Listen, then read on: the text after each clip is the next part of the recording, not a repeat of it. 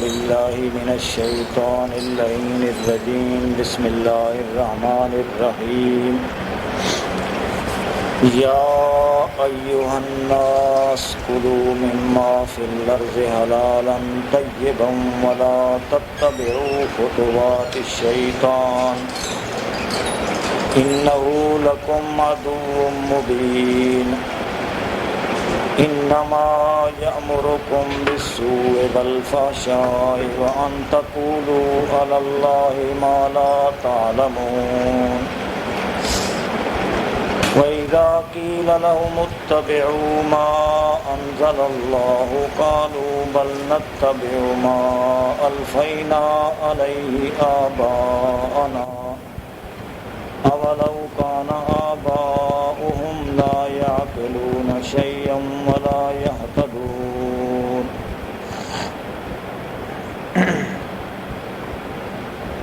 مولا کائنات نے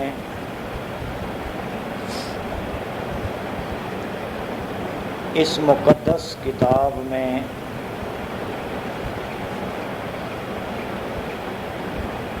جس کو اللہ نے انزلنا الیکم نورا مبینا بھی فرمایا ہے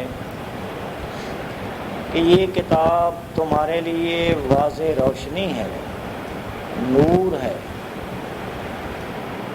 اس کتاب کو رب کائنات نے ہدی للمتقین بھی کہا ہے، اللہ سے ڈرنے والوں کے لیے یہ کتاب ہدایت ہے۔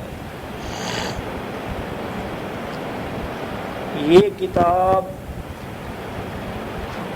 اللہ کا علم بیان کرتی ہے، اللہ کی مرضی کے مسائل بیان کرتی ہے،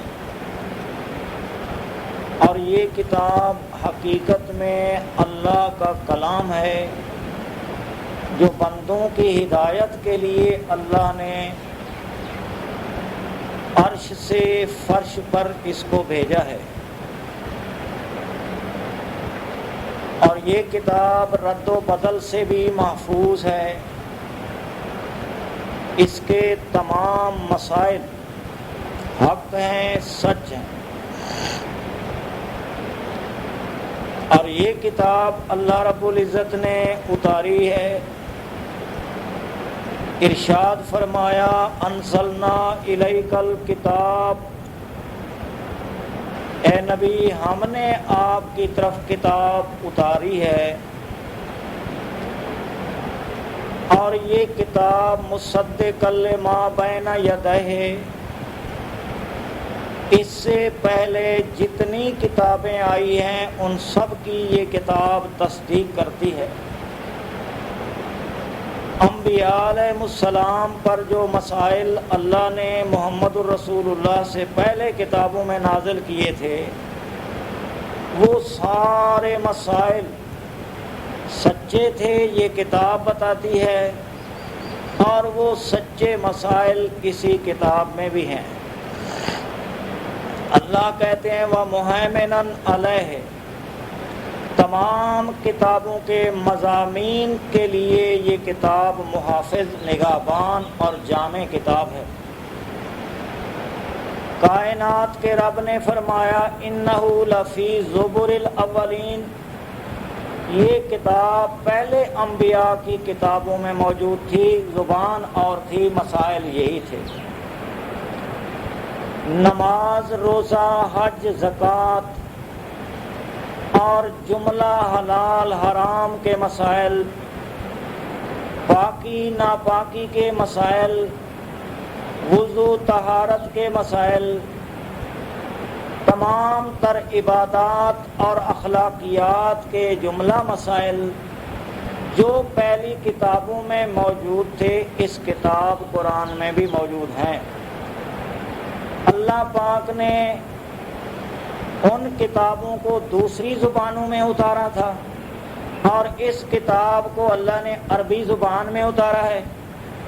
معنی مضامین وہی ہیں جو پہلی کتابوں میں بھی تھے۔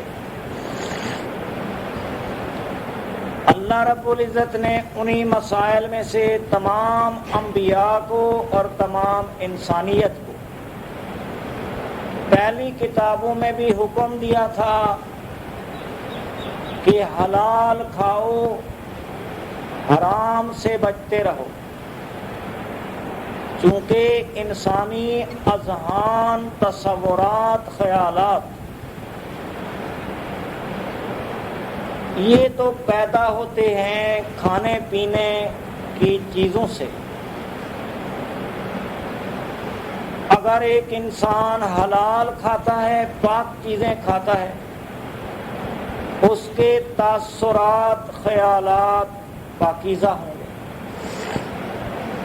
ایک آدمی حرام کھاتا ہے تو یقیناً اس کے تصورات، خیالات پاکیزہ نہیں ہوں گے، وہ غلط خیالات ہوں گے، بے حیائی، بدکاری کی جانب وہ آدمی راغب ہوگا، اور اس کی رغبت اللہ کی جانب اور پیغمبر کے طریقے کی جانب اور اللہ کی مرضیات کی جانب نہیں ہوگی۔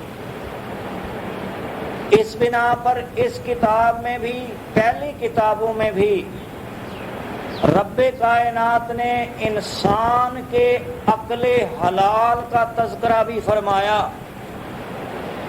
ارشاد فرمایا، یا ایھا الناس، اے لوگو، خواہ مشرق کے رہنے والے ہو، مغرب کے رہنے والے ہو، شمال و جنوب میں بسنے والے ہو،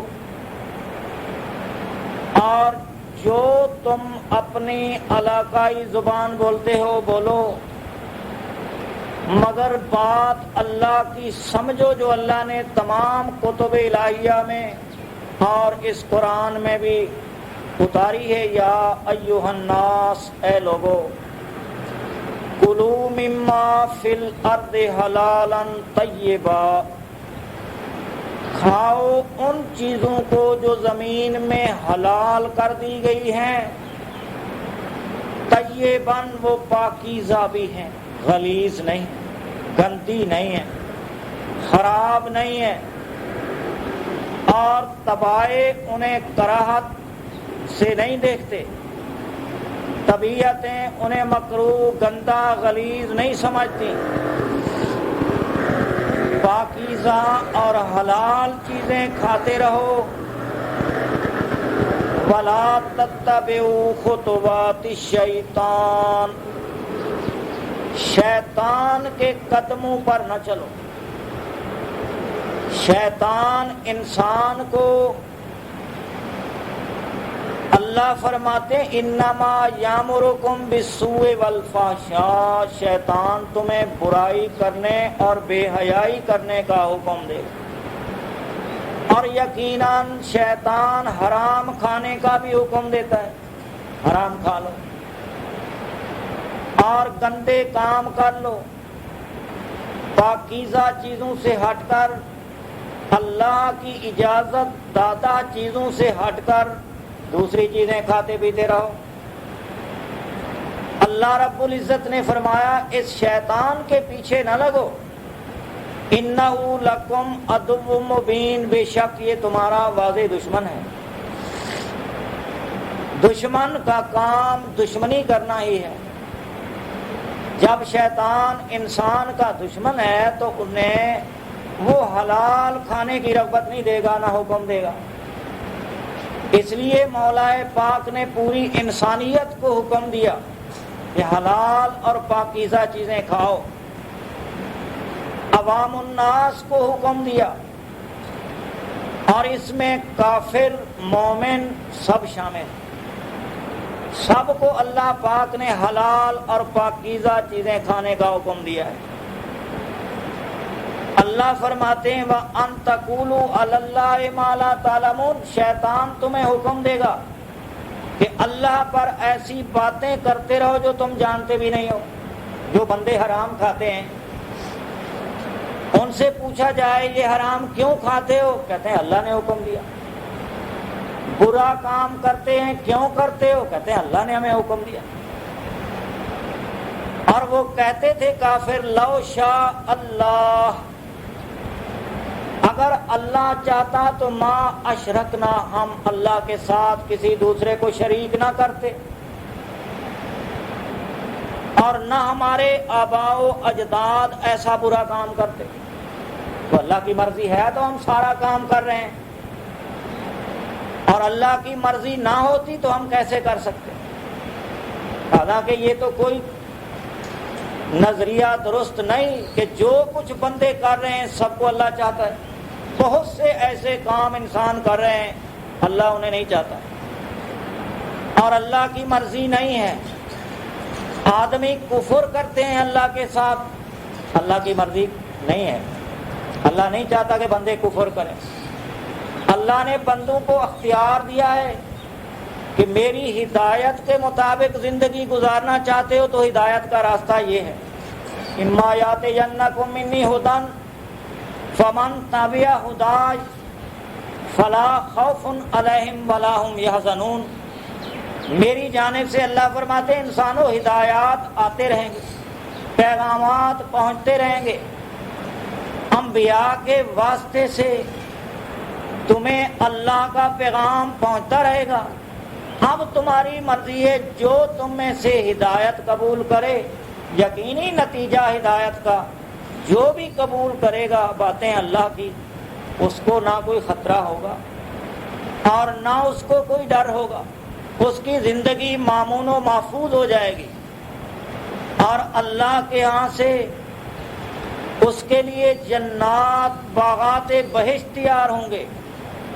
مرنے کے بعد غم دکھ تکلیف سب ختم، آسائش آرام کا دور شروع ہو جائے گا۔ اب مولا کائنات نے پوری انسانیت کو حلال کھانے کی دعوت دی، پاکیزہ چیزیں کھانے کی دعوت دی ہے۔ اس طرح اللہ نے اپنے نبیوں کو بھی حکم دیا تھا، یا ایھا الرسل کلوا من الطیبات واعملوا صالحا، اے اللہ کے رسولو، پیغمبرو، تم بھی پاکیزہ چیزیں کھاتے رہو، واعملوا صالحا، اچھے کام کرتے رہو، انی بما تعملون علیم، جو کچھ بھی تم کرتے ہو کر رہے ہو اللہ کو پتہ ہے، معلوم ہے، اس کا بدلہ تمہیں ملے گا۔ تو رب کائنات نے انسان کو کھانے پینے کی چیزوں میں مختار نہیں چھوڑا ہے، بلکہ انسان کے کھانے پر پابندی لگائی کہ عام انسانوں کو بھی یہ کہہ دیا گیا پاکیزہ و حلال چیزیں کھاؤ، رسولوں کو بھی حکم دیا گیا پاکیزہ حلال چیزیں کھاؤ، اچھے عمل کرو، اللہ تمہارے اعمال کو دیکھ رہا ہے، شیطان کی اتباع نہ کرو، تمہارا وہ دشمن ہے۔ آباء و اجداد کے گندے برے طریقوں کو بھی اپنے لیے حجت نہ تسلیم کرو، حجت نہ بناؤ، اور یہ تمہارے آباء و اجداد حجت نہیں ہے تمہارے لیے کہ تم ان کی اتباع کرتے رہو۔ تمہیں تو حکم دیا گیا کہ اپنے خالق کی اتباع کرو، مالک کی اتباع کرو، جس طرح اللہ کہے تم اس طرح چلو۔ مولا کائنات نے ایمان والوں کو بھی خطاب فرمایا، ارشاد فرمایا، یا ایھا الذین آمنوا کلوا من طیبات ما رزقناکم واشکروا للہ ان کنتم ایاہ تعبدون۔ کائنات کے رب نے فرمایا، اے ایمان والو، تم بھی کلو من طیبات، پاکیزہ چیزیں کھایا کرو، ما رزقناکم، جو ہم نے تم کو بطور روزی کے لیے دے دی ہیں، واشکروا للہ، اللہ کا اس پر شکر بھی کرتے رہو، ان کنتم ایاہ تعبدون، اگر تم اللہ کی ہی عبادت کرتے ہو۔ اب وہ پاکیزہ چیزیں کون سی ہوں گی؟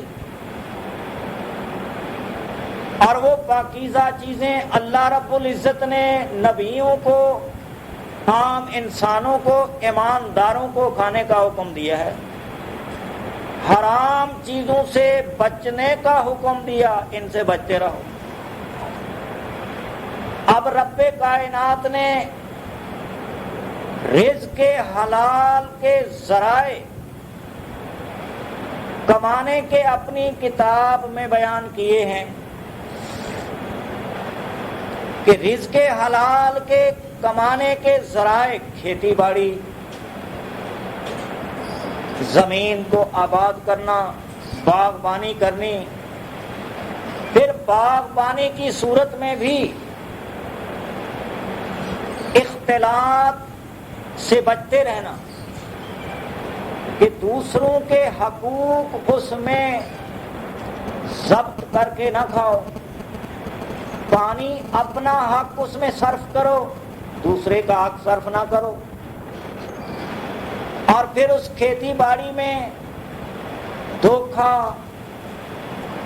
بدماشی، بے حیائی، دجل و فریب، تکبر و بربریت، غریبوں کو اذیت و تکلیف نہ دو،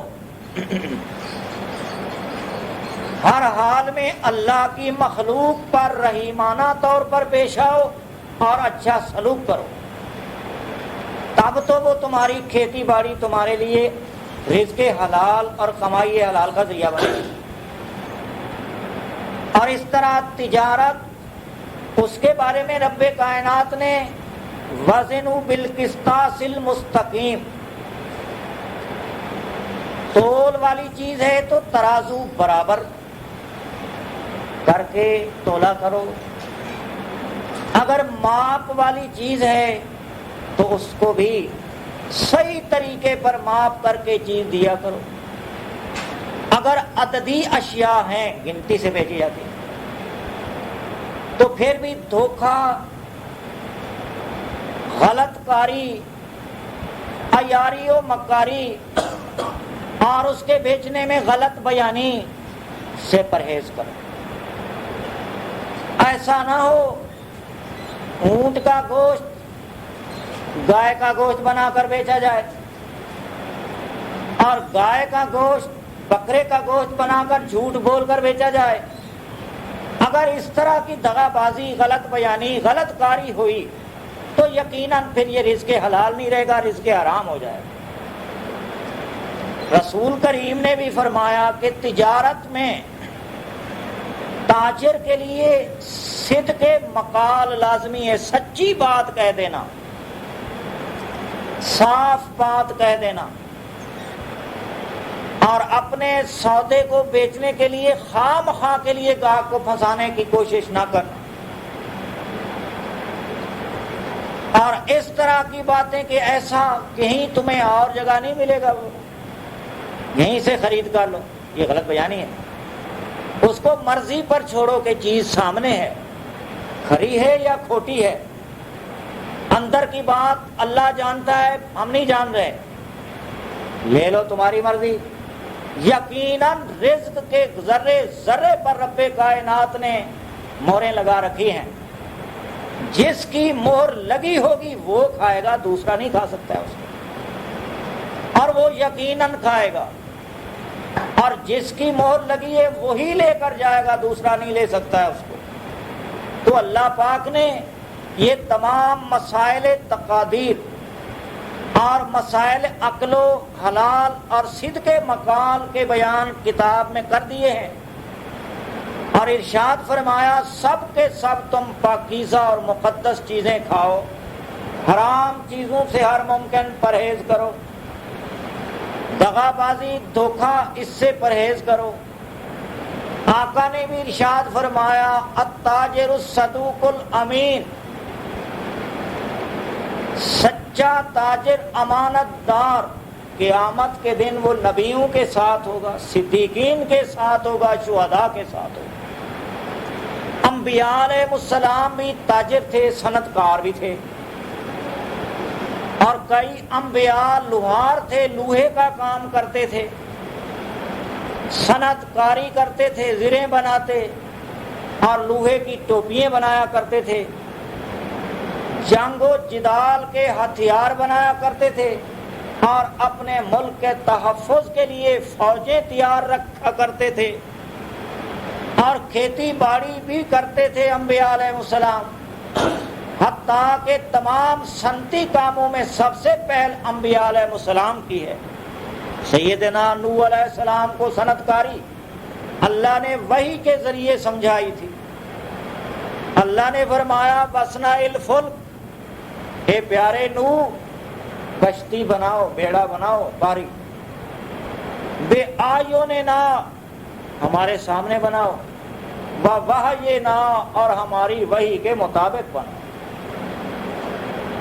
اللہ رب العزت فرماتے حملناہ، ہم نے اس کو سوار کیا ایسی کشتی پر کہ ذات الواح و دسر، جس کے پھٹے آپس میں ملائے گئے تھے اور کیل اس میں لگائے گئے تھے۔ اب دیکھیں رب کائنات نے جناب نوح کو صنعت کاری، یہ بحر، دریا، سمندر اور پانی میں اپنی رعایا کے تحفظ کے لیے اور انسانیت کے تحفظ کے لیے یہ صنعت کاری سکھلائی ہے۔ اور یہ اللہ رب العزت نے انسانوں کو صنعت کار بنایا اور انبیاء پر اس صنعت کاری کا آغاز کیا۔ اللہ نے سب صنعتیں اللہ نے اپنی وحی کے ذریعے انسان کو سمجھائی ہے، کھیتی باڑی بھی، اور اس طرح کھانے پینے کی چیزیں اللہ نے اپنے احکام آسمان سے وحی کے ذریعے بھیجے، جس سے حلال اور پاکیزہ چیزیں کھانے کا انسانوں کو حکم دیا گیا۔ بظاہر ہم انسان پاکیزہ چیزیں، دانے، اناج، پھل، فروٹ، ان سب کو پاکیزہ سمجھتے ہیں، حلال سمجھتے ہیں، لیکن اصل میں حلال چیز تو وہ بنے گی جب اللہ کا حکم ہوگا کہ یہ حلال ہے، پھر حلال ہوگی۔ اب اس کا یہ معنی نہیں کہ آپ کو کہیں متیرے مل جائیں، خربوزے مل جائیں، کسی کے گنا مل جائے اور اس طرح پھٹی مل جائے، کپاس مل جائے، آپ کہیں یہ حلال تھا، یہ پاکیزہ ہے، کھا لیں، لے جائیں، بیچ ڈالیں، نہیں۔ اللہ نے اس کے ذرائع بنائے ہیں، ذرائع حلال سے حاصل کر کے کھاؤ، اپنی چیز نہیں ہے، محنت کر کے کھاؤ، مزدوری کر کے کھاؤ، مانگ کے کھاؤ، اجازت لے کر کھاؤ، تب تو حلال ہوں۔ اور رب کائنات نے فرمایا لا تقربوا مال الیتیم، یتیموں کی بھیڑیں، گائے، بھینسیں، زمین، جائیداد، کوئی چیز ہے اللہ نے بات بتائی تم قریب نہ جاؤ اس۔ اور وہ یتیموں کا مال جو طیب حلال ہے ان کے لیے ہے، اور وہ غاصبوں، بے ایمانوں کے لیے حلال نہیں ہے، اور دھوکہ دینے والوں کے لیے حلال نہیں ہے، ظالموں کے لیے حلال نہیں ہے۔ اللہ رب العزت فرماتے ہیں ان الذین یاکلون اموال الیتامی ظلما، جو لوگ یتیموں کا مال ظلم کے ذریعے سے کھاتے ہیں، ناجائز ان کی جائیدادوں پہ قبضہ کر کے کھا جاتے ہیں اور ان کا مال چوری کر کے کھا جاتے ہیں، ان کے بڑے ہونے سے پہلے ان کے اموال کو تباہی، اسراف و بدار سے کھا لیتے ہیں۔ اللہ فرماتے انما یاکلون فی بطونہم نارا، وہ اپنے پیٹوں میں آگ کے انگارے بھر رہے ہیں اور دھوکے سے یتیموں کا مال کھا رہے ہیں۔ چندہ لیا اور مال لیا، زکوٰۃ لی، عشر لیا، وہ حق تھا علاقے والوں کا، وہ حق تھا محلے والوں کا، اور وہ حق تھا شہر والوں کا، حق تھا یتامہ، مساکین، بیوہ کا، اور حق تھا وہ قریبی رشتہ داروں کا۔ اللہ رب العزت نے کتنے مقامات میں قریبی رشتہ داروں کو سب سے مقدم رکھا ہے۔ آتَ المال علی حبہ ذوی القربیٰ، سب سے پہلے اللہ نے بات بتائی کہ مال خرچ کرنے کا مصرف، ہاں وہ مال فرضی اور وہ مال نفلی صدقات کی صورت میں تم خرچ کرنا چاہتے ہو تو سب سے پہلا نمبر ذوی القربیٰ ہے۔ اپنے قریبی رشتہ داروں میں سب سے پہلے اللہ فرماتے وَبِالْوَالِدَيْنِ إِحْسَانًا، سب سے پہلے اپنی مالی خدمات اپنے والدین پر خرچ کرو اور ان کو آسودہ رکھو اور ان کو خوشحال رکھو اور ان کو ہر ممکن آسودگی مہیا کرو جتنی تمہارے لیے ممکن ہے، اپنا مال پہلے ان پر خرچ کرو۔ پھر جو والدین کی جانب سے قرب رشتہ رکھتے ہیں، بھائی ہیں، بہنیں ہیں، بھتیجے ہیں، بھانجے ہیں، بھتیجیاں ہیں، بھانجیاں ہیں، اور ماں کی جانب سے جو قرب رشتہ میں قریب ہیں، نانی ہے، نانا ہے، اور اس طرح ماموں ہے، ماموں زاد بھائی یا بہنیں ہیں، اور اس طرح پھوپھی اور پھوپھی زاد بھائی اور بہنیں، یہ ذوی القربیٰ کے فہرست میں ہیں۔ اللہ تعالیٰ کا سب سے پہلا حکم ہے کہ ذوی القربیٰ پر مال خرچ کرو۔ اب ذوی القربیٰ کا حق محلے داروں کا حق لے آ کر خود کھا جاتے ہیں۔ اللہ فرماتے انما یاکلون فی بطونہم نارا، یہ اپنے پیٹ میں آگ بھر رہے ہیں۔ چھڑے بھرنے والے مجرم نہیں، بھرانے والے بھی مجرم ہیں، اور انہوں نے اللہ کی کتاب سے رہنمائی کیوں حاصل نہ کی، اور اللہ پاک نے جو مصارف اموال بیان کیے تھے ان پر عمل کیوں نہ کیا، یہ اندھیرے میں کیوں رہ گئے۔ اس لیے اللہ تعالیٰ تو فرماتے اللہ ولی الذین آمنوا یخرجہم من الظلمات الی النور، اللہ تو پیار رکھتا ہے ایمان والوں کے ساتھ، وہ انہیں نکالتا ہے اندھیروں سے روشنی کی جانب۔ اندھیرے یہی ہے جس میں امت آج پڑی ہوئی ہے، اور روشنی سے انسان ایک جانب ہو کر چل رہا ہے۔ اصحاب حقوق مر رہے ہیں، تڑپ رہے ہیں اور ذلیل و رسوا ہو رہے ہیں، لیکن اصحاب مال دوسروں کو اپنے مال دے کر پال رہے ہیں، اور وہ لینے والے بھی ایسے دغاباز دھوکے باز اپنا حق سمجھتے ہوئے ساری انسانیت کے اغنیا سے لے آ کر اپنی کار کوٹھییں اور اپنی دنیا کو سنوار کر رکھنے کے خیال میں ہر ممکن کوشاں ہیں۔ رب کائنات نے یہ نور اتارا ہے، اس نے صاف بتایا اس نور کی روشنی میں چلتے ہوئے اپنی زندگی گزارو، پاکیزہ مال کھاؤ، پاکیزہ چیزیں جو تمہارے لیے اللہ نے حلال کر دیے وہ کھاؤ، حرام اموال نہ کھاؤ، یتیموں کا مال، غریبوں کا مال، حق دوسروں کا کھا جانا یہ حرام ہے۔ اگرچہ وہ شکل تو مال حلال کی ہے مگر طریقہ عقل حرام کا ہے، اس بنا پر رب کائنات نے روکا ہے کہ ایسا مت کرو، صحیح رستے پر چلو۔ جب انہیں کہا جائے کہ یہ کام کیوں کر رہے ہو، اذا قیل لهم اتبعوا ما انزل اللہ، جب انہیں کہا جاتا ہے اللہ کے اتارے ہوئے قرآن کی اتباع کرو، اللہ نے کیسا مقدس نظام اتارا ہے، یہ حکومت کا نہیں، ہر بندہ آپ احساس کر لے۔ ایک مالدار آدمی اپنے محلے کے غریبوں کو جانتا ہے، ناداروں کو جانتا ہے، مساکین کو جانتا ہے، وہ لٹیروں ڈکیتوں کو اپنا مال اگر دے دیتا ہے، اصحاب حق کو نہیں دیتا، تو اس میں حکومت کا قصور نہیں ہے، اس میں اس بندے کا اپنا قصور ہے کہ اس نے یہ غلط کاری خود کر لی ہے۔ اصحاب حق کا حق مار کر دوسروں کے ہاتھ میں دے دیا، یہ ظالم ہے۔ اور ظالموں کے بارے میں اللہ فرماتے یہ تو آگ کے انگارے کھا رہے ہیں۔ آگ کے انگارے کھانے والے اللہ فرماتے واسا یصلون سعیرا، یہ مرنے کے بعد بھی جہنم کے حوالے کیے جائیں گے۔ اور جو انسانی جسم حرام غذا سے نشو و نما پاتا ہے اور وہ اگر کثری حیثیت میں عبادات کرتا ہے تو بھی اللہ پاک اس کے عبادات کو قبول ہی نہیں کرتا، رد ہے عبادات۔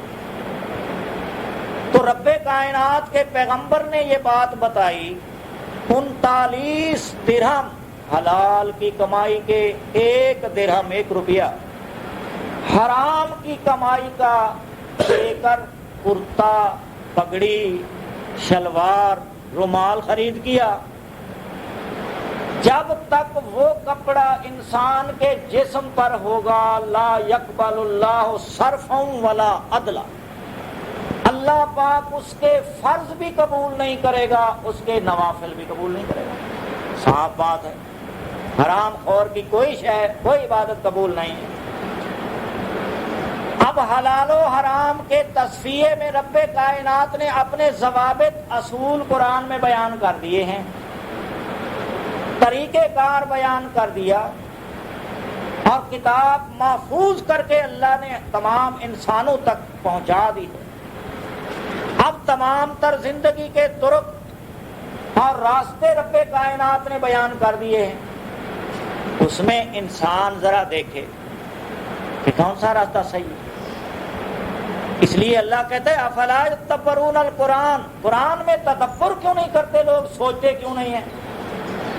اور فرقہ واریت کی پٹی آنکھوں پہ باندھ دی گئی ہے، اور عقل و بصیرت کی آنکھیں سرے سے اس کی وجہ سے اندھی ہو چکی ہیں۔ اب ہر بندہ اپنے فرقے کے تمام اکابر کے عادات کو اچھا سمجھتا ہے اور دوسرے فرقے کے تمام عادات کو گندا سمجھتا ہے۔ اللہ فرماتے کلو حزب بما لدیہم فرحون، ہر ٹولہ اپنے پاس والے مذہبی مسلکی مسائل جو اس کے پاس ہیں اس پر وہ خوش ہے کہ میں سچ پر ہوں، حق پر ہوں۔ حالانکہ حق و سچ کا معیار تو اللہ کی کتاب ہے پرکھنے، اور سچ حقیقت میں پرکھا جائے گا اس سے، کتاب اللہ سے۔ اللہ کے ماں سوا کسی دوسرے کے نام پر بھیک مانگنے والے کو مال نہ دیا کرو، اگر تم نے دیا تو حرام کیا، گناہ کیا۔ نظر اللہ نیاز حسین، تم نے 1 روپیہ دے دیا، یہ حرام کیا تم نے۔ بھیک مانگنے والے کو اللہ کے نام پر دو، اللہ کے ماں سوا کسی اور کے نام پر وہ مانگتا ہے تو مت دو اس کو۔ یہ تو لینے والا بھی حرام کے طریقے سے مانگ رہا ہے، لینے والا بھی حرام طریقے سے لے رہا ہے۔ رب کائنات نے ارشاد فرمایا انما حرم علیکم المیتۃ والدم ولحم الخنزیر وما اہل بہ لغیر اللہ، اللہ نے مسلمانوں تم پر مرے ہوئے جانور کو جس پر ذبح نہیں ہے پہنچی وہ حرام کر دیا۔ آپ بیل ہو، بھینس ہو، بکری ہو، گائے ہو، اونٹ ہو، ہرنی ہو، کوئی جانور جو حلال ہیں ان پر ذبح نہیں پہنچی، مر گیا جانور، وہ حرام ہے۔ والدم، اگر تم نے جانور کو ذبح کیا اس کی گردن سے جو خون بہہ گیا ہے وہ بھی تمہارے لیے حرام ہے۔ اب اس حرام چیز سے نہ تو تم دوا بنا سکتے ہو، نہ اس کو اپنے ضروریات میں خرچ کر سکتے ہو، نہ کھا سکتے ہو، نہ پی سکتے ہو۔ وَلَحْمَ الْخِنْزِيرِ، خنزیر کا گوشت بھی اللہ نے تم پر حرام کر دیا۔ اس کا یہ معنی نہیں کہ خنزیر کا دودھ تمہارے لیے حلال ہے، جس چیز کا گوشت حرام ہے اس کا پوست بھی حرام ہے، چمڑا، اور اس کے بال بھی حرام ہے، اور اس کا دودھ بھی حرام ہے، اس کی ہڈیاں بھی حرام ہیں۔ اللہ پاک نے تم پر یہ چیزیں حرام کر دیں۔ وما اہل بہ لغیر اللہ، اللہ کے ماں سوا کسی اور کا نام کسی چیز پر بطور تقرب کے لیا گیا، منت کے بطور لیا گیا، تقسیم کے ٹائم میں، مانگنے کے ٹائم میں، اور ذبح کے ٹائم میں، خیرات کے ٹائم میں، اور تقرر کے ٹائم میں کہ یہ فلاں حضرت جی کی نظر ہے، ہاں وہ نظر اللہ نیاز حسین کے نام سے ہو، نظر اللہ نیاز بخاری کے نام سے ہو، اور نظر اللہ ہاں نیاز بخاری شریف کے ختم کے نام سے ہو، لا محالہ وہ سارے کا سارا مال حرام ہے۔ دینے والا بھی حرام کا ارتکاب کر رہا ہے، لینے والا بھی حرام کا ارتکاب کر رہا ہے۔ فقہ میں لکھا ہے اگر ایک آدمی نے بسم اللہ و باسم محمد کہہ کر ایک جانور کو ذبح کر دیا، جانور حرام ہے۔ فتاوی عالمگیر میں لکھا ہے 500 علماء نے بیٹھ کر وہ فتاوی مرتب کیا ہے ہندوستان میں عالمگیر کے دور میں، اور پوری دنیا کے ملاؤں نے اس کو دیکھا ہے۔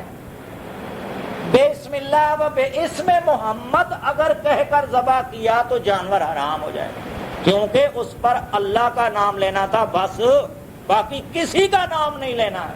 کسی کو تو شرک کہتے ہیں، اللہ کے نام کے ساتھ دوسرے کا نام ملا دیا تو وہ شرک ہو گیا، چیز حرام۔ یہ ابے جی کی خیرات ہے، دادے جی کی خیرات ہے، حالانکہ اللہ پاک تو یہ کہتا ہے انفقوا فی سبیل اللہ، اللہ کی راہ میں خرچ کرو، اللہ کی رضا کے لیے خرچ کرو، اور اللہ کا نام لے کر دے دو چیز۔ ما سوی اللہ کے نام پر کوئی چیز خرچ ہوئی وہ حرام ہے، کھانا بھی حرام ہے، پینا بھی حرام ہے، اور وہ کسی صورت میں حلال نہیں۔ ہم کہتے ثواب ہے، ہم اس کو ثواب سمجھ کر پی جاتے ہیں، نظر اللہ نیاز غیر، ثواب ہے بابا اس کو پی جاؤ۔ ثواب کیسے؟ حرام کو کھانا کوئی ثواب کہہ رہے ہیں؟ رسول کریم فرماتے ہیں ایک آدمی حج کو جا رہا ہے، کہتا ہے لبیک اللہم لبیک، اللہ کی جانب سے آواز آتی ہے لا لبیک لک ولا سعدیک، تیری لبیک قبول نہیں، سعدیک قبول نہیں۔ وہ کعبے کی جانب آنا قبول نہیں، طواف قبول نہیں، منا کا ٹھہرنا قبول نہیں، نمازیں قبول نہیں، عرفات کی حاضری قبول نہیں، اور مزدلفے کا قیام قبول نہیں ہے، وقوف قبول نہیں ہے۔ ان اکلا کا حرام، تیرا کھانا حرام کا ہے، اور دوسروں کا مال، غریبوں کا مال، بیواؤں کا مال، بے کسوں کا مال، دھوکے، بے ایمانی، بدماشی، دجل و فریب، رشوت کاری اور ایسے گندے طریقوں سے یہ حاصل کردہ مال جو تو کھا رہا ہے، تیرا کھانا حرام ہے، کوئی عبادت قبول نہیں ہے۔ وَلُبْسَ کا حرام، جو 2 چادریں باندھی ہوئی ہیں اس میں بھی حرام کمائی کا اثر ہے، کیسے حرام سے تو نے باندھی ہے، یہ تیرا حج قبول نہیں ہے۔ اکلا کا حرام، لبسہ کا حرام، وشربہ کا حرام، اور تیرا پینا بھی حرام ہے، جو تو کھا پی رہا ہے، دودھ پیا لیکن پیسے حرام کے تھے، رشوت کے تھے، بے ایمانی سے کمائے ہوئے تھے، پیا یار دودھ ہے۔ اب لوگ کہتے ہیں یہ مولوی کا دماغ خراب ہے، ہم نے دودھ پیا، کہتے ہیں حرام پیا۔ تو بابا جن پیسوں سے تو نے دودھ خرید کیا وہ پیسے حرام کے تھے، دودھ حرام ہے، یہ وہ حرام ہے۔ اس طرح بکری چوری کی تھی، بھینس چوری کی تھی، بسم اللہ اللہ اکبر پڑھ کر اس کو ذبح کر دیا، وہ مذبوح حرام ہے۔ آپ کو پتہ ہے کہ چوری کا مال حرام ہے، اس کو مت کھاؤ۔ یہ بسم اللہ اللہ اکبر حرام کو حلال نہیں کرتا، یہ حلال کو اللہ کا نام حلال کرتا ہے۔ اللہ کا نام لینے سے حرام حلال نہیں ہوتا۔ گدھا کو بسم اللہ اللہ اکبر پڑھ کے ذبح کرو، گدھا حلال نہیں ہوگا۔ کتے کو اگر تم ذبح کرتے ہو، کتا حلال نہیں ہوگا۔ 100 دفعہ تم بسم اللہ اللہ اکبر پڑھ کے ذبح کرو، کتا حرام ہے، یہ حلال نہیں ہوگا۔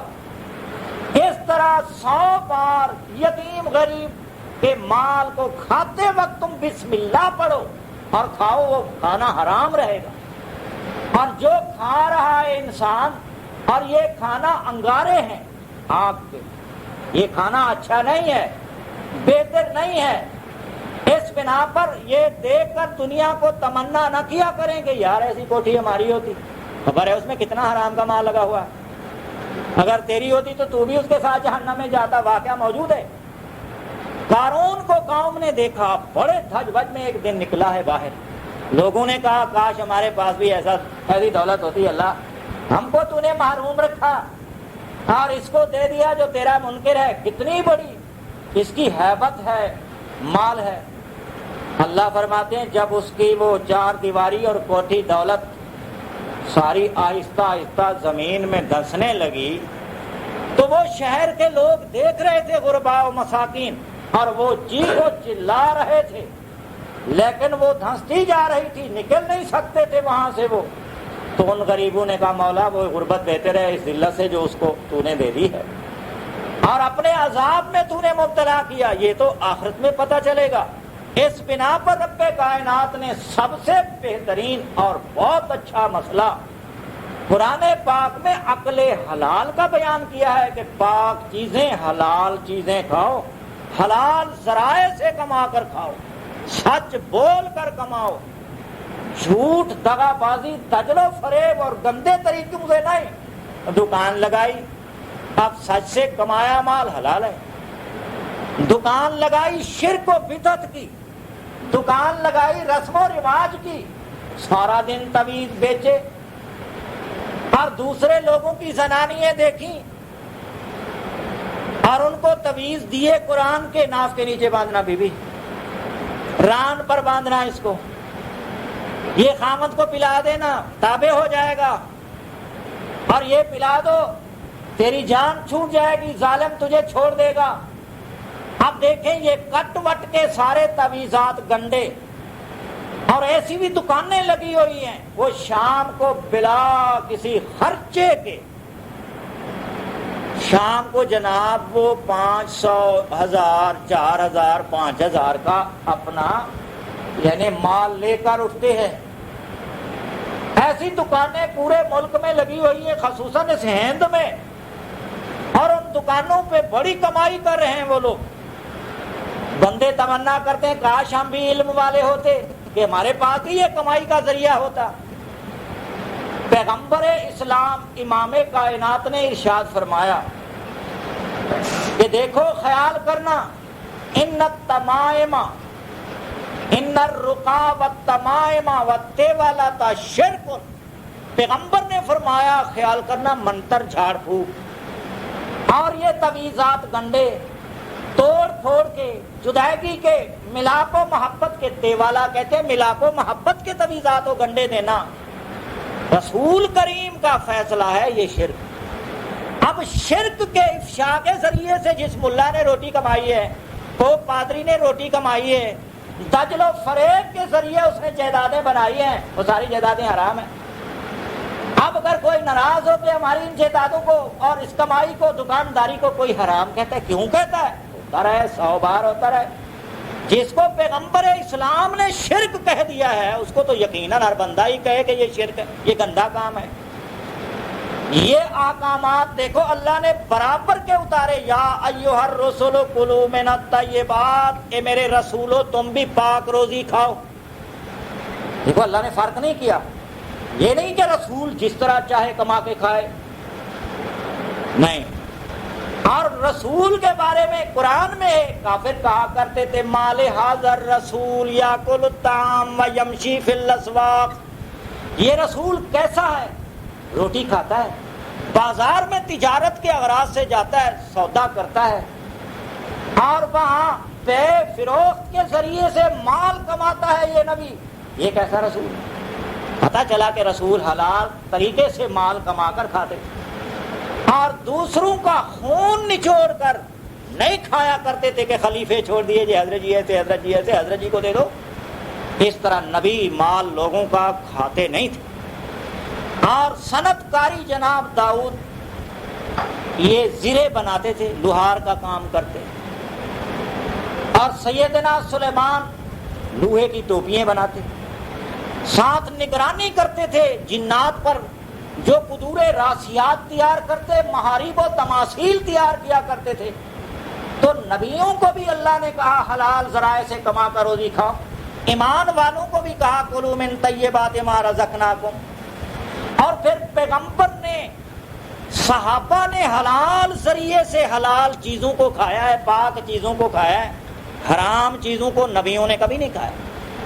رب کائنات فرماتے والخیل والبغال والحمیر لترکبوها وزینہ، گھوڑا، خچر، گدھا، یہ تین چیزیں اللہ پاک نے اس لیے بنائی ہیں تاکہ تم اس پر سواری کرو، تمہارے لیے زیب و زینت کا باعث بنے، کھانے کے قابل نہیں ہے. اور ان چیزوں میں سے کوئی چیز دودھ پینے کے قابل نہیں ہے.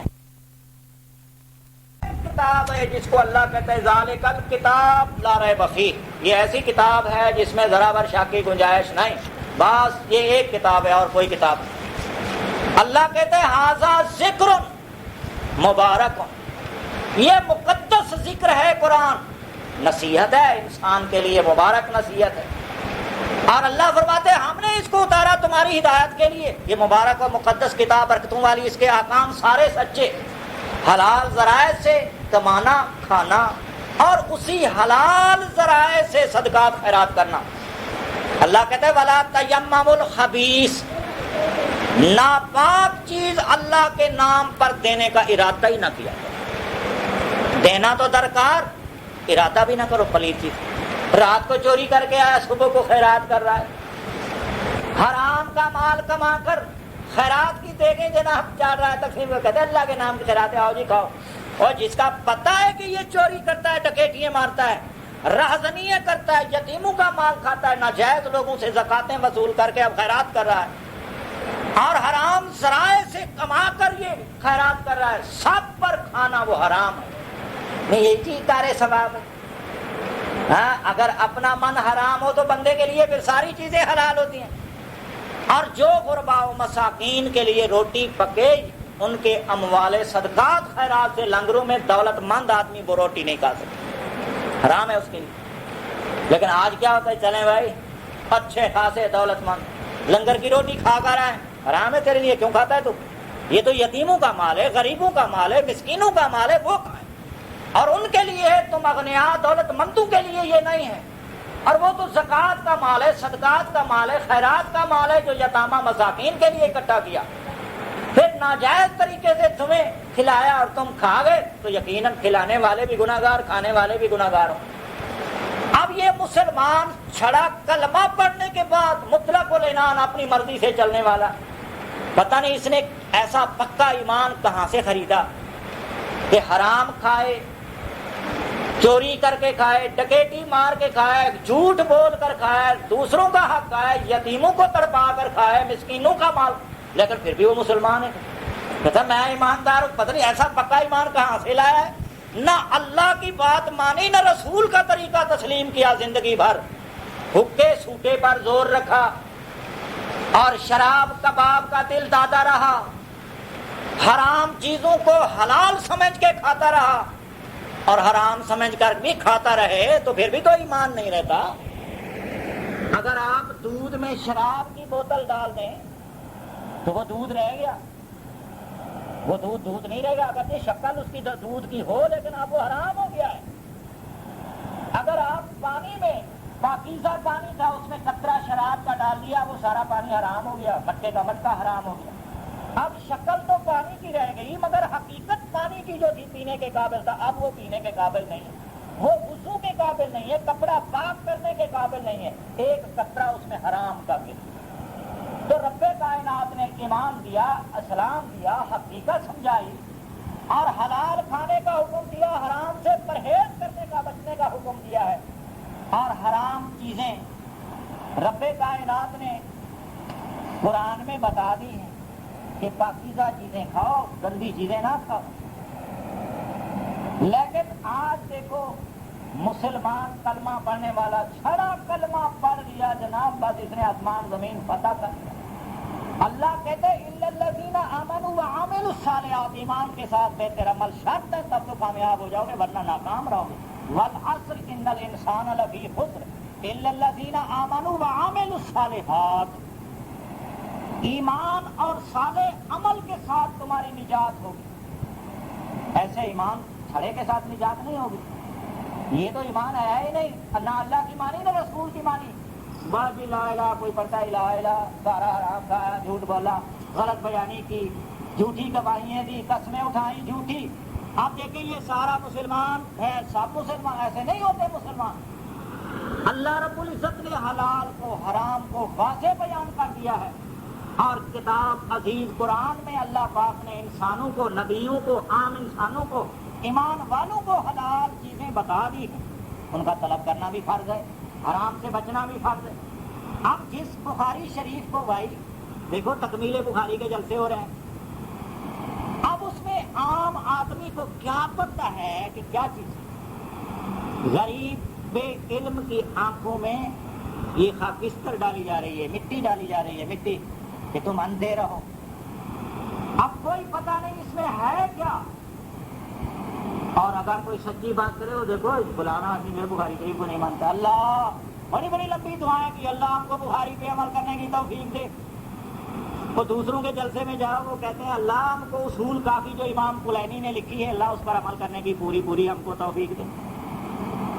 اب امام کلینی کی کتاب پر بھی عمل کرنے کی توفیق اللہ سے مانگی، بخاری کی لکھی ہوئی کتاب پر بھی اللہ سے عمل کرنے کی توفیق مانگی، اللہ کی کتاب پر کوئی دعا مانگی ہے کہ اللہ ہم کو اس قرآن پر عمل کرنے کی توفیق دے دے، جو چیزیں حلال ہیں ہم کھائیں، جو حرام ہیں ہم ان کو سمجھیں اور دور رہیں۔ اندازہ کریں بخاری شریف صفحہ 826 جلد 2 میں باب قول اللہ تعالی احل لکم صید البحر کے نیچے لکھا ہے بخاری میں راکب الحسن والا سج من جلود کلاب الماء، سمندری کتے پکڑے جاتے تھے، ان کا چمڑا ادھیڑا جاتا، گوشت کھایا جاتا۔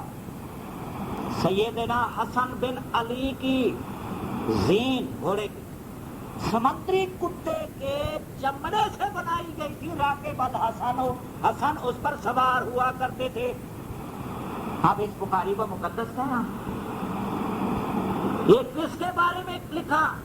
آل رسول سیدنا حسن بن علی رضی اللہ تعالی عنہ۔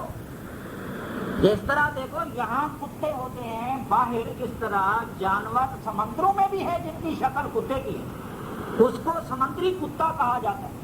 جیسے یہ کتا ناپاک ہے، اس کا چمڑا ناپاک ہے، اس طرح پانی والا کتا بھی ناپاک ہے، اس کا چمڑا بھی ناپاک ہے۔ اب دیکھیں پاکوں پر ایسی تہمتیں جس کتاب میں بنائی گئی ہوں، اللہ کا حکم تھا یا ایھا الرسول کلوا من طیبات، یا ایھا الناس کلوا من طیبات، یا ایھا الذین آمنوا کلوا من طیبات، سب لوگوں کو حکم تھا کہ پاک چیزیں کھاؤ، پاک استعمال کرو، پلیت کے قریب نہ جاؤ۔ کتا باہر کا ہو تو حرام ہے، سمندر کا ہو تو بھی حرام ہے۔ یہ دیکھیں کتاب میں سیدنا حسن پر اتنا بڑا گندا غلیظ بہتان باندھا گیا، اور کتنی بڑی گندی بات، یہ کوئی چاٹ لینے کی بات نہیں ہے، بخاری پڑھی ہے ہمارے پاس۔ لیکن اب ملا موزی کی گردن پکڑے کون؟ سب تو سبحان اللہ کہنے والے ہم بنے ہیں۔ ایک بندہ بات کرتے کہتا غلط کرتا ہے، یہ تو امام بخاری کو نہیں مانتا، بخاری کو نہیں مانتا ہے۔ ماننے والوں پھر سمندر کے کتے تم بھی کھا کے تو دکھاؤ، بخاری پر عمل کر کے تو دکھاؤ۔ بخاری صفحہ 826 جلد 2 قال الشعبی لو ان اہلی اکلوا الزفادع لاطعمتهم، امام شافعی کہتا ہے اگر میرے گھر والے مینڈکیں کھاتے ہوتے، سمندر کی مینڈکیں، تو میں ان کو کھلاتا، لیکن میری بیوی میرے بچے باتیں نہیں مانتے کہ وہ ان حلال جانوروں کو نہیں کھاتے۔ مینڈک حلال ہے، مینڈک کھاؤ۔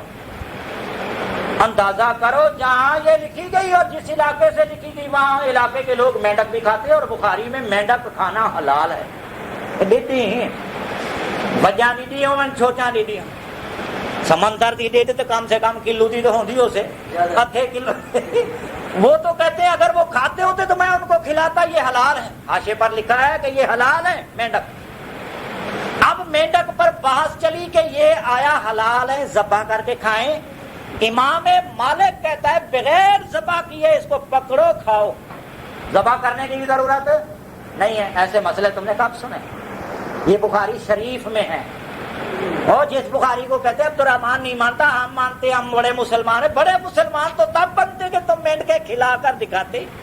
یہ بھی کوئی پتہ نہیں، بخاری کے خیراتوں میں مینڈک بھی بیچ میں اندر کر دیتے ہوں، خیراتوں میں اور چاولوں میں، ہمیں کیا پتہ بھئی یہ تو چربی کی بوٹی ہے، وہ کھا لی اندر، نرم تو ہوتی ہے مینڈک پانی کی، اگر وہ آگ پر جناب بجائے تو بالکل لازے میں ہی پک جائے گی، دیر بھی نہیں لگے گی، اس میں کوئی ہڈیاں خیر ہیں، پٹھے خیر ہیں، سارا پانی کا تو جانور ہے، اور وہ پک کر اس طرح بن جائے جس طرح یہ چربی کی بوٹی ہوتی ہے۔ اندازہ کریں اس بخاری کو ہم سر پر باندھیں، جبکہ امام ابو حنیفہ وہ بھی ان کا امام ہے، وہ کہتا ہے ایسی چیزیں کھانا حرام ہے۔ آپ لوگ بھی میرا اندازہ ہے اکثر یہاں کے رہنے والے لوگ ان چیزوں کو حرام ہی سمجھتے ہیں، مینڈک کو حرام ہی سمجھتے ہیں، اور یہ مینڈکیں قوم بنی اسرائیل پر بصورت عذاب بنا کر اتاری گئی تھیں۔ عذاب، یہ تو کثرت مینڈکوں کی ہو تو یہ تو عذاب بن جائے، اور عذاب میں آنے والی چیزیں کب بھائی بندوں کے لیے حلال ہوں، وہ تو حرام ہی ہے۔ یہ عجیب ہمارے پاس بخاری ہے۔ آگے ولم یر الحسن بالسلافات باسن، حسن بصری کا فتویٰ یہ تھا کچھو کھانے میں کوئی حرج نہیں، کھا لیا کرو، ذبح کر کے یا بغیر ذبح کیے، وہ کہتے ہیں بغیر ذبح کیے جس طرح تم مچھلی کو کھا جاتے ہو نا، بغیر ذبح کیے کھا جاؤ، کچھو بھی حلال ہے۔ اب اس بخاری کو ہم سر پر باندھیں کہ جس میں کچھو کھانا بھی، اگر مولوی کہتے ہیں یہ لاریب کتاب ہے، جس طرح وہ ایک وہ فرقہ ہے اپنا عثمانی فرقہ، عثمانی فرقے کے لوگ کہتے ہیں لاریب کتاب ہے بخاری، بھائی لاریب ہے تو پھر کچھو کھا کے دکھاؤ ہم کو، لوگوں کو بھی کہو کہ ہم کھاتے ہیں کچھو، بخاری شریف میں چونکہ حلال ہے۔ اور ایک عجیب بات، کالا ابو الدرداء فی المری ذبح الخمر الینان والشمس، صفحہ 826، کتاب ہمارے پاس موجود ہے۔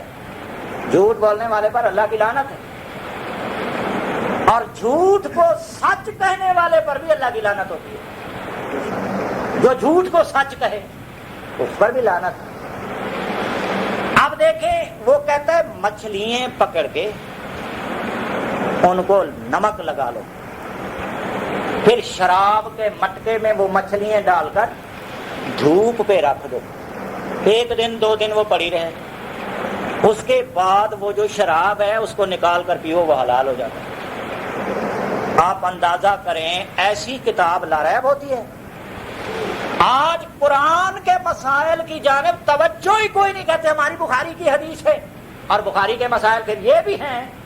اب وہ کہتا ہے کہ ذبح الخمر النینان والشمس، گویا شراب کو مچھلیوں اور نمک نے، سورج نے ذبح کر کے حلال کر دیا تمہارے لیے، پہلے جو شراب حرام تھا اب وہ شراب حلال ہو گیا، شراب کو پی لو کوئی بات نہیں۔ اور اس طرح دوسری حدیث، بالکل حدیث ہے یہ سند کے ساتھ، حدثنا خلاد بن یحییٰ قال حدثنا سفیان عن ہشام ابن عروہ قال اخبرتنی فاطمہ بنت المنذر امراتی ان اسماء بنت ابی بکر قالت نہرنا علی عہد رسول اللہ فرسا فاکلناہ فی روایت نحن بالمدینہ، صفحہ 828، باب النہر والذبح۔ فاطمہ بنت منذر کہتی ہے اسماء بنت ابی بکر، اسماء جو بیٹی تھی ابو بکر کی، عائشہ کی بہن، رسول کی سالی، سالی تو جانتے ہو نا، بیوی کی بہن، بیوی کی بہن، اور یہ زبیر کی بیوی ہے، زبیر کی، عبداللہ ابن زبیر کی ماں ہے اسماء، اور یہ مہاجرات مومنات میں سے ہے۔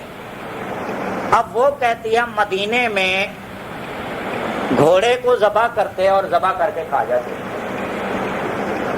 آپ اندازہ کریں کہ اسماء جو ابو بکر کی بیٹی ہے، رسول اللہ کی سالی ہے، زبیر کی بیوی ہے، عبداللہ ابن زبیر کی ماں ہے، اب کوئی کہہ سکتا ہے کہ اس نے جھوٹ بولا؟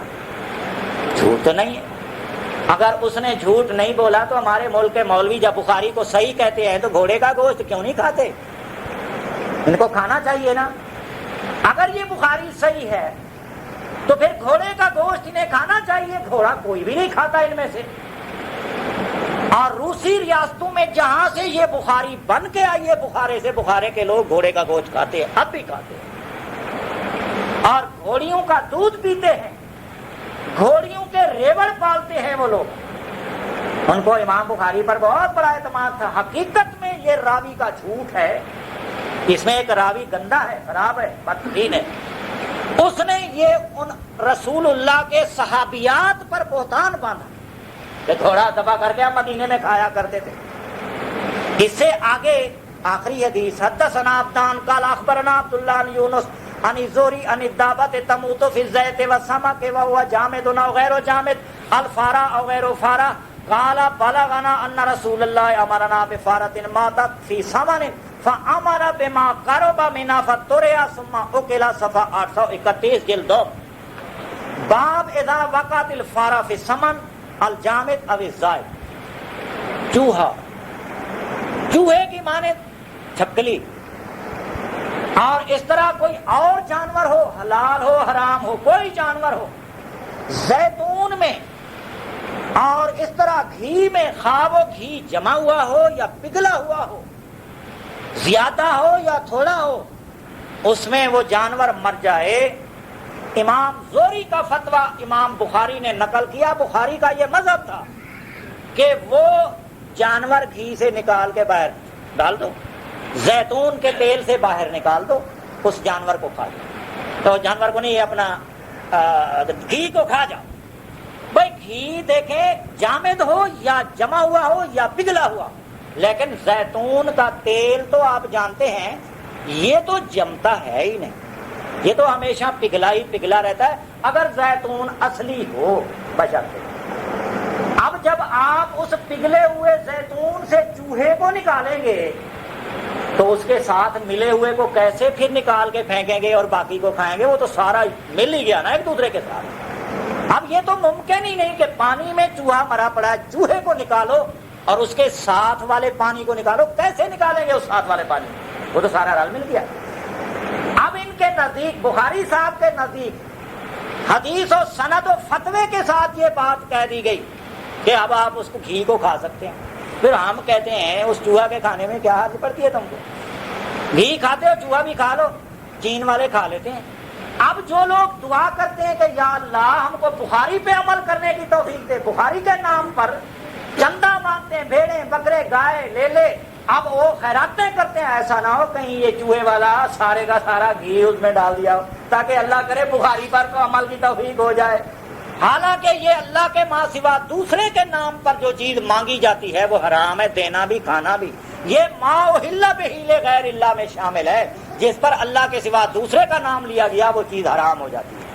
اللہ تعالی ہم سب کو مسلمان بنایا ہے اور مسلمان رکھے اور قرآن پہ عمل کرنے کی توفیق دے، اللہ سے یہ دعا مانگا کرے۔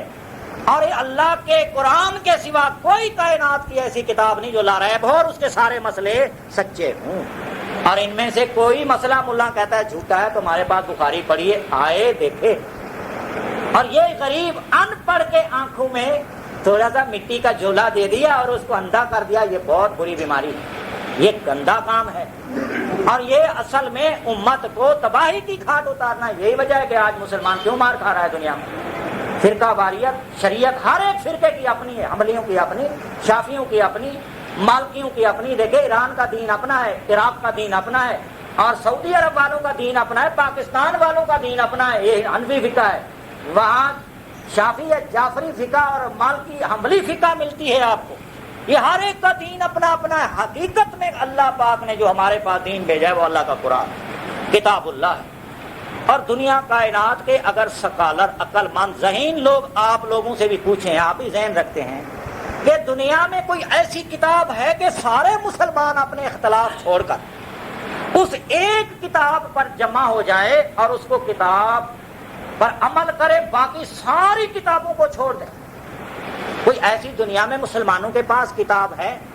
اگر آپ سے کوئی سوال کرے تو آپ جواب کیا دے سکیں گے سوچنے کے بعد؟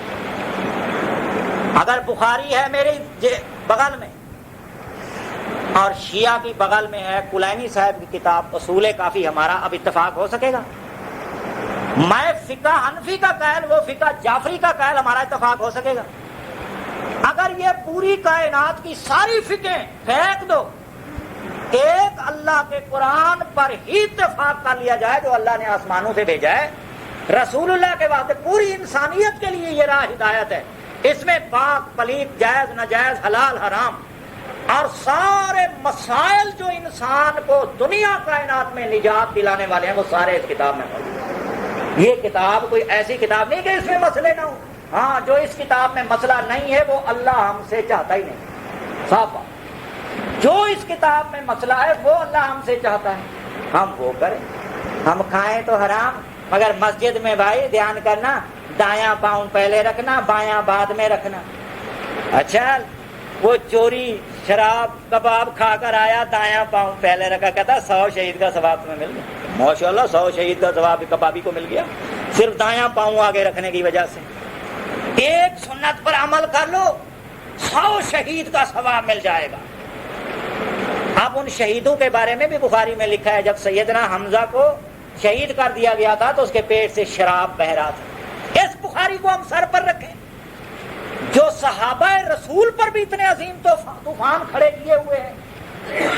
اللہ سے معافی مانگیں، اللہ پاک نے ایک کتاب اتاری، جب تک امت اسے ایک کتاب پر نہیں آئے گی دوسری کتابوں پر رہے گی، اتنے تک یہ امت ذلیل رہے گی، رسوا رہے گی، خوار رہے گی۔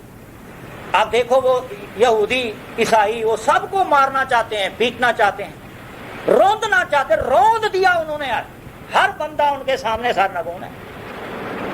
اور یہ حکومتیں رسول اللہ کے زمانے میں بھی تھیں، صحابہ کے زمانے میں تھی، ایران کی حکومت، روم کی حکومت، مسلح حکومتیں تھی، وہاں عیسائی رہتے تھے، یہاں مجوسیوں کی حکومت تھی، مگر اللہ نے مسلمانوں کو کامیاب کیا، ہر جگہ میں کامیاب کیا۔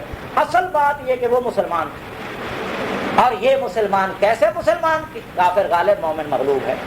اللہ پاک ہم سب کو اس اسلام والی کتاب پر واپس لائے، اتفاق اتحاد نصیب کرے، فرقہ واریہ سے بچائے۔ اس کتاب کے معنی مطلب کو آپ بھی پڑھا کریں، ذرا پڑھیں ان کو، تاکہ قرآن کا علم آپ کے پاس آئے، مولویت سے جی تمہارا چھوٹے، پیریت سے جی چھوٹے، اور لٹیروں سے ہم ساری امت والے بچائیں۔ یہ ایک کتاب ہے جو ہم کو اندھیروں سے بچا سکتی ہے۔ وآخر دعوانا الحمدللہ رب العالمین۔